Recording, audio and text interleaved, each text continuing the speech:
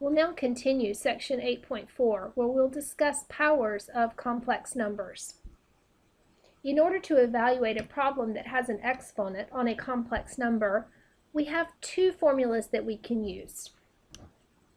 Basically, these formulas give us two different forms for the answers. So if our complex number is raised to the n power, we can take the magnitude and raise it to the same power, times cosine n times theta, plus I sine n times theta. The other format would give us the magnitude raised to the nth power, times e to the I times n times theta. And like our other examples, we see that once we work a problem using these formulas become a little bit easier to deal with. So let's go ahead and move to an example. So we want to calculate the square root of 3 minus I raised to the 7th power, and we're going to do it using both formulas. So for either formula, we're going to need to calculate the magnitude first. So let's go ahead and do that calculation. So remember that that is the absolute value of z is equal to the square root of a squared plus b squared. And in our point, or in our complex number, a is being played by the square root of 3, so we're going to square that. And b is being played by -1. Remember, the b is the number sitting in front of the I. So when we square the square root of 3, we just get 3. And when we square -1, we get 1. So we have the square root of 4, which is going to be equal to 2. With that done, let's go ahead and write our formula down. Right, and we're going to work both forms. So our first form says that we're going to take the magnitude of our complex number and raise it to the nth power. And then we're going to write cosine times n theta plus I sine n theta.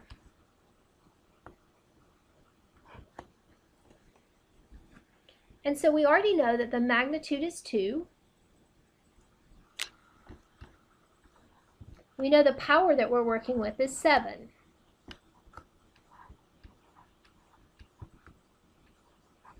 What we don't know is the angle theta.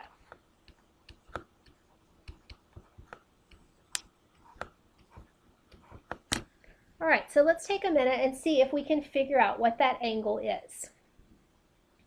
So what I'm going to do, remember that we can find the angle by using our formula tangent theta is equal to b over a. And so let's plug in. Our b value, as we said before, is -1, and our a value is the square root of 3. Now, if I rationalize that so that it looks like the format that I'm used to seeing, multiplying top and bottom by square root of 3, I'm going to be looking for places where tangent is equal to negative square root of 3 over 3. And we know that tangent is negative in the second and the fourth quadrant. So now we need to determine which quadrant exactly we need. So we can go back to our original point, our complex number, square root of 3 minus I, and we can plot that point to determine which quadrant. So our x, what is being played by our x value, our real part, is the square root of 3, and that's roughly 1.7. And then our y value, our imaginary part, is going to be a -1. So our point is going to fall in the fourth quadrant. So we do need an angle in the fourth quadrant as well. And so what is that angle? Well, we know that tangent is equal to square root of 3 over 3 at pi over 6, but that's our first quadrant angle. So to make it our fourth quadrant angle, we're simply going to drop down instead of up. And so our angle would be theta equaling -pi over 6. And so we're going to use that angle and plug it into our formula. So I'm going to put a -pi over 6 in for these angles, and then we're going to work at simplifying. Okay, so 2 to the 7th is going to give me 128. And then we have cosine negative 7 pi over 6, multiplying those two things together, plus I sine negative 7 pi over 6. Now, it is customary for us to have this angle be positive when possible. And so I'm going to take this negative 7 pi over 6 and I'm going to write it as a positive angle.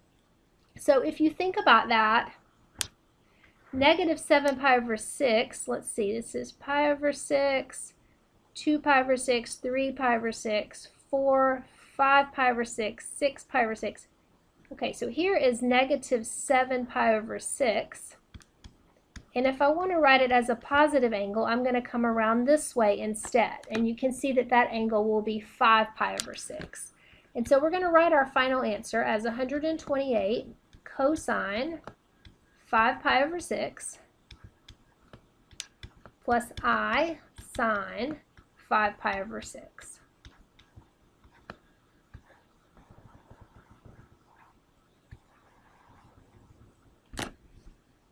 Okay, so that is one form and one way that we can take the square root of 3 minus I and raise it to the 7th power. Okay, so let's go ahead then and let's look at our other format. Okay, so I'm going to erase this.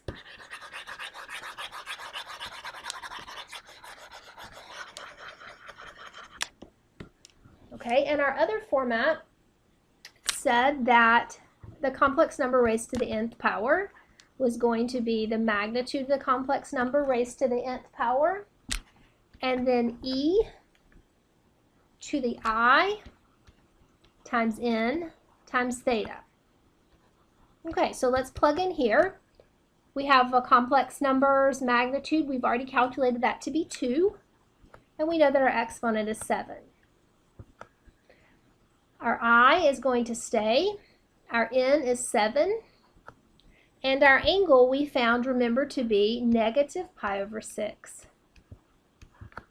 So we're going to do the same kind of simplifying here. 2 to the 7th is 128.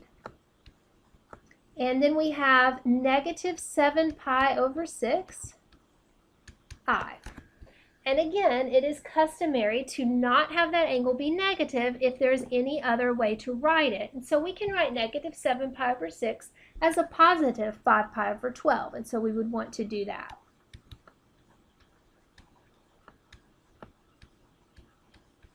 Or 5 pi over 6, sorry, I. Okay, so again, this is going to be our second way to write that complex number, square root of 3 minus I, raised to the 7th power.